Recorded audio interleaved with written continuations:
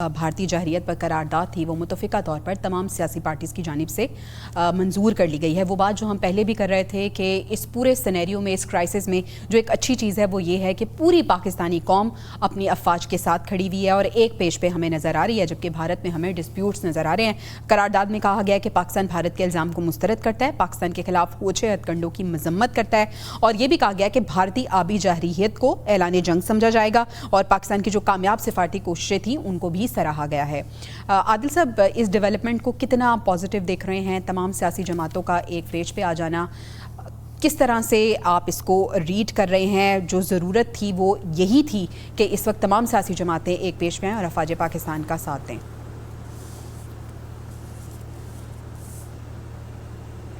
देखिए, एक अच्छी रवायत है, यानी कि आपके जो पॉलिटिकल जो इख्तलाफात हैं वो अपनी जगह पर, लेकिन आप जो एक दुश्मन के ख़िलाफ़, जो पाकिस्तान का दुश्मन है, जो पाकिस्तान के ख़िलाफ़ जारियत करना चाहता है, आप उसके ख़िलाफ़ यकजुबान है। पहले सेनेट के अंदर हमने ये यकजहती देखी, फिर कल जो है वो तमाम पॉलिटिकल जमातों को फ़ौज और हुकूमत की तरफ से एक मुश्तरका ब्रीफिंग दी गई, जिसमें सारे जो उसका बैकग्राउंड था उसमें उनको एतमाद में लिया गया। आज कौमी असम्बली के अंदर जो यकजहती का मुजाहरा किया गया, अभी कुछ थोड़ी देर पहले तहरीक इंसाफ की पार्लिमानी पार्टी का इजलास हुआ, उन्होंने एक मुतालबा किया है कि इस सारे मामले के ऊपर APC बुलाई जाए। तो हुकूमत को ये स्टेप भी लेना चाहिए कि यकजहती का मुजाहरा अगर बाकी अपोजिशन जमातों ने हुकूमत के साथ किया है, फ़ौज के साथ किया है, तो जो एक APC है जिसमें तमाम पॉलिटिकल पार्टीज़ को जो है वो शिरकत की दावत देनी चाहिए और इस मामले के ऊपर एक मुत्तफ़िका जो मौक़िफ़ है,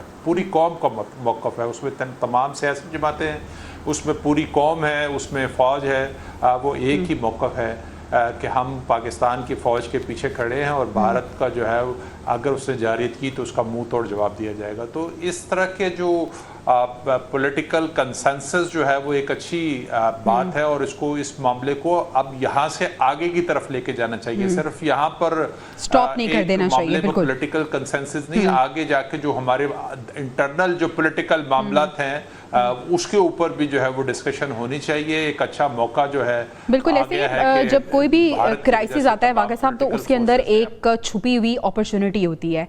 आपको लगता है कि ये अपॉर्चुनिटी है कि जो हमारे पॉलिटिकल तजादात थे और जो हमें हमारे पॉलिटिकल डिस्प्यूट्स थे जिसकी वजह से मुल्क जो है तबाही के दहाने पे जा रहा था, ये पॉलिटिकल डिस्प्यूट ख़त्म करने का वक्त है और APC का कहा जा रहा है, तो APC आपको लगता है कि बुलानी चाहिए? अभी तो ये देखना होगा ना कि APC में डिस्कशन क्या होती है। क्या पाक भारत जंग के बारे में बात होती है या ओवरऑल मुल्क की बेहतरी के लिए, या कोई कंसेंसस, या कोई एक दूसरे के साथ जो मोस्ट प्रोबेबली तो यही होगा पाक भारत में। यही होगा। लिहाजा मेरा इसमें ये कहना है कि अगर कौमी असम्बली ने, मैं बड़ी माजरत के साथ ये बात करने लगा हूँ, अगर उन्होंने ये करारदाद पेश की है तो ये कोई पाकिस्तान पर एहसान नहीं है, या उन्होंने कोई अनोखा काम नहीं किया। दे आर पाकिस्तानी और उनको यही करना चाहिए था और यही होना चाहिए था। यही वो कील है जो ठोकना चाहिए था भारत की पुश्त पर कि हम एक हैं, और यही सबूत देना चाहिए था। लिहाजा कौमी असम्बली के अंदर इसमें कोई शक नहीं है कि इस करारदाद से ने पूरी दुनिया में हाइप क्रिएट की है कि किस तरह ये पूरी कौम इकट्ठी है, तमाम पॉलिटिकल पार्टीज इकट्ठी हैं। अब APC बुलाने का जो एक अमल है PTI की जानब से, उसको बड़ा सराहा जाना चाहिए कि यार एक अच्छा कदम उन्होंने उठाने के लिए कहा है और इसको होना चाहिए। हमारे तमाम पॉलिटिकल लीडर्स, तमाम अवाम, हम अपनी मुसल्लह अफवाज के साथ हैं और मैं आपको बताऊं यही सबसे बड़ी पाकिस्तान के अंदर फौज की मोहब्बत की निशानी है और जिसको पूरी दुनिया मानती है कि ये कच्ची मोहब्बत नहीं है, ये बड़ी पक्की मोहब्बत है और लोग दिलो जान से अपनी फौज से प्यार करते हैं। और यही वजह है कि फौज का मोरल जो है वो भारत के मुकाबले में कई गुना ज्यादा है, क्योंकि इखलाकी तौर पर अब जो पहलगाम का वाकया हुआ है, जब भारतीय फौज इखलाकी तौर पर दिल से उसको कबूल करने को तैयार नहीं है तो वो किस तरह पाकिस्तान के खिलाफ आके काम करेंगे? यही उनकी बुज़दिली का मुजाहरा जाहिर करता है कि उनके अंदर चोर छुपा हुआ है कि हम उस वाक़े की खातिर किस तरह लड़ पड़े। और यही वजह है कि उनकी, अगर वो बात भी करते हैं इस वाक़े की, तो उनकी बात में वो कन्विक्शन हमें नज़र नहीं आती है। हम बात करेंगे खाकवानी साहब आपसे कि APC की बात हो रही है, APC में तमाम सियासी पार्टीज़, उनके लीडर्स की शिरकत की बात हो रही है, वो लोग भी शरीक होने चाहिए जो जेल के अंदर मौजूद हैं? बिल्कुल होना चाहिए। ये APC एक बहुत अच्छी एक बात है, और ये ज्यादा बामानी, ज्यादा बामकसद, ज्यादा कामयाब तभी हो सकती है कि जब उसमें पाकिस्तान साफ पिच रहा है। इमरान खान जो जेल में, उनको भी शामिल हो, कृषि को भी शामिल कीजिए। लेकिन शामिल कृषि पाकिस्तान के सबक क्या है, वो 4 साल पाकिस्तान के खर्च रही है और वो मंजे पार्लियामेंटेरियन है।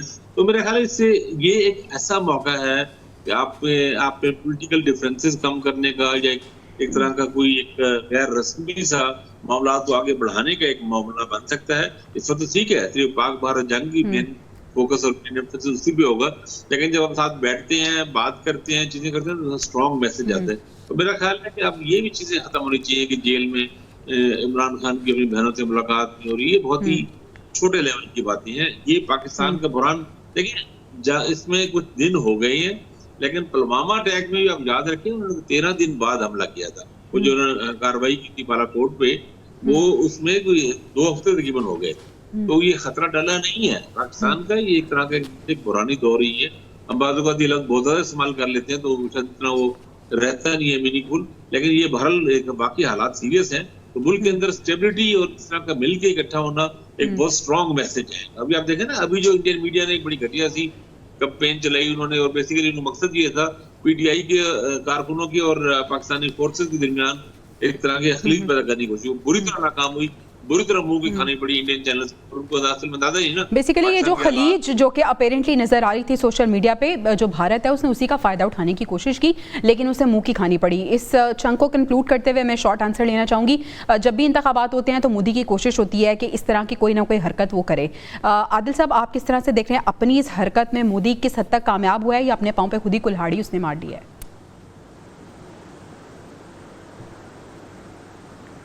देखिए, कामयाब उसका ख्याल था कि वो शायद कामयाब हो गया, मेरा नहीं ख्याल कि वो कामयाब हुआ है। और उसको जो अंदर उनके आवाज़ें उठ रही हैं भारत के अंदर, और जिस तरह से उनके एक फ़ौज के अंदर जो बगावत का सी सूरत हाल है, तो भारत को जो है वो अपने इस रवैये पे सोचना चाहिए और एक ज़िम्मेदार रियासत का सबूत देना चाहिए। छोटे छोटे इंसिडेंट्स पाकिस्तान में तो रोज़ इंसिडेंट्स होते हैं, और इसमें कोई शक व शुबे की बात भी नहीं है। पाकिस्तान के पास तो एविडेंस मौजूद है कलबोशन की शक्ल में, लेकिन पाकिस्तान ने उसके बावजूद एक जिम्मेदार रियासत के तौर पर बराह रास्त चीज़ों को भारत के ऊपर डालने की कोशिश नहीं की है। पाकिस्तान ने उसको मुख्तलिफ फोरम्स के ऊपर मामले को लेके गया है। और इस वक्त मुख्तलिफ चीज़ ये भी हुई है कि सोशल मीडिया का हर बंदा इस्तेमाल कर रहा है, और हर इंसान को, हर शख्स को आज़ादी इजहार राय भी है।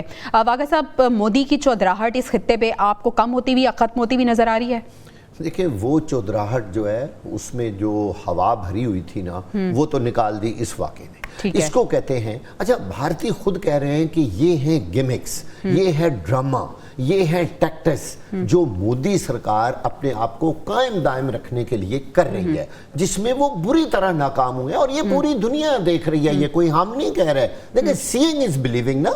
देखिए, किसी ने यकीन किया है, नहीं किया, भारतीय खुद नहीं यकीन कर रहे। उनके जो खास तौर पर जो उनके मुखालिफ लोग हैं, उन्होंने तो इसको पूरा ड्रामा करार दिया, और वो कह रहे हैं यार कितना बड़ी ज्यादती है, और भारत का चेहरा काला कर दिया है पूरी दुनिया के सामने कि खुद ही ड्रामा किया, खुद ही गिमिक्स की, खुद ही ये सारा कुछ टैक्टिक्स रचाए, और अब उसका इल्ज़ाम जो है वो पाकिस्तान पर धर दिया, और किसी ने माना भी नहीं है। पूरा जोर लगाने के बावजूद पूरा भारत कह रहा है, भारतीय अपने लोग कह रहे हैं। इससे बड़ी नाकामी मोदी सरकार की और क्या हो सकती है?